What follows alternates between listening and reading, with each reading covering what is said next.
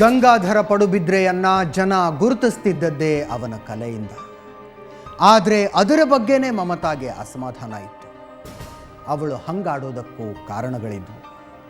ಆದರೆ ಅವನ್ನ ಗಂಡನ ಮನೆಯವರಿಗೆ ಅರ್ಥ ಮಾಡಿಸೋದು ಅವಳಿಗಾಗಲಿಲ್ಲ. ಅದೇ ರೀತಿ ಗಂಡನನ್ನ ಬದಲಿಸೋ ಪ್ರಯತ್ನದಲ್ಲೂ ಅವಳು ಸೋತ್ಲು. ಕೊನೆಗೆ ನಡೆದದ್ದೆಲ್ಲ ಬರೀ ರಾಜಿ ಪಂಚಾಯಿತಿಗಳೇ. ನಾವು ಪ್ರಜ್ಞಾದಲ್ಲಿರುವಾಗ ಅವರಿಗೆ ಮತ್ತು ಅವಳಿಗೆ ಕಾಂಟ್ಯಾಕ್ಟ್ ಆದದ್ದು. ಅವರಿಗೆ ಆಗೋದ್ರಿಂದ ಸಹ ಬೇರೆ ಬೇರೆ ಹುಡುಗಿಯರೊಟ್ಟಿಗೆಲ್ಲ ಕಾಂಟ್ಯಾಕ್ಟ್ ಇತ್ತಂತೆ. ಅದು ಅವಳು ಸಹ ನೋಡಿದ್ದಾಳೆ. ಈವನ್ ಪಾರ್ಕಲ್ಲಿ ಕಿಸ್ ಮಾಡೋದನ್ನು ಸಹ ನೋಡಿದ್ದಾಳೆ ಅವಳು. ಆಯಿತಾ, ಅದು ನನ್ನ ಹತ್ರ ಅವಳು ಸಾಯುವ ಮುನ್ನ ಹೇಳಿರೋ ಮಾತು. ನಮ್ಮ ಹತ್ರ ರೆಕಾರ್ಡಿಂಗ್ ಮಾಡಲಿಕ್ಕೆ ಏನಿಲ್ಲ ಸರ್. ಇದ್ದಿದ್ರೆ ನಿಜವಾಗ್ಲೂ ರೆಕಾರ್ಡ್ ಮಾಡಿ ನಾನು ಪತ್ರಕರ್ತರ ಮುಂದೆ, ಟಿವಿಯವರ ಮುಂದೆ ಇಡ್ತಾ ಇದ್ದೆ. ನಾನು ಪ್ರೂವ್ ಮಾಡೋದು ಯಾಕೆ? ಮದುವೆಗಿಂತ ಮೊದಲೇ ಇಂಥದ್ನೆಲ್ಲ ನೋಡಿದ ಮೇಲೆ ಮಮತಾ ಗಂಗಾಧರನನ್ನ ಬಿಟ್ಟು ಹೋಗ್ಬೇಕಿತ್ತಲ್ವಾ?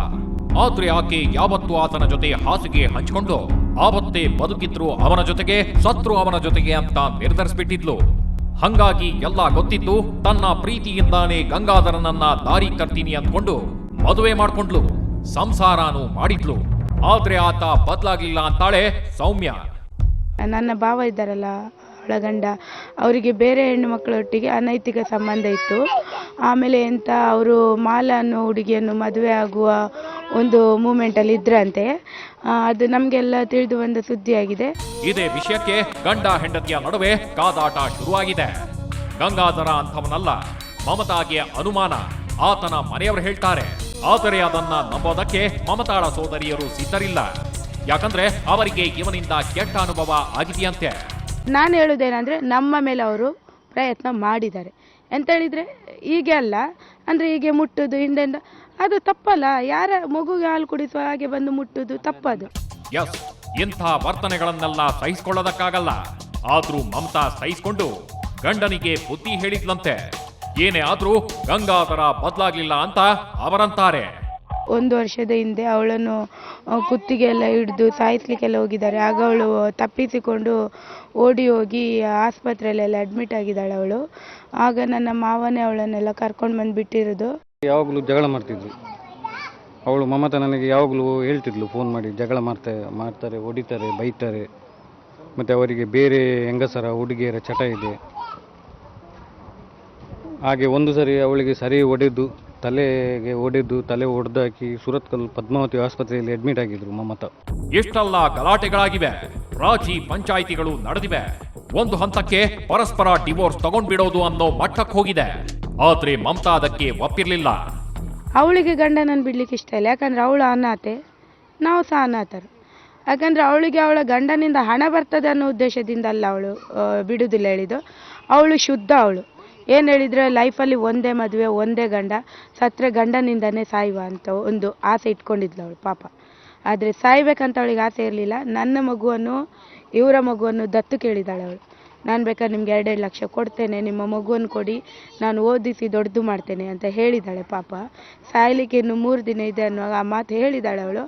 ಇವನ್ ಅವರ ಮನೆಯಲ್ಲಿ ಸಹ ಹೇಳಿದಾಳೆ, ನನ್ನ ಮನೆಯಲ್ಲಿ ಸಹ ಹೇಳಿದಾಳೆ. ಮಕ್ಕಳಾಗಿರ್ಲಿಲ್ಲ, ಮಕ್ಕಳನ್ನ ಸಾಕು ಯೋಚನೆ ಮಾಡ್ತಾ ಇದ್ಲು.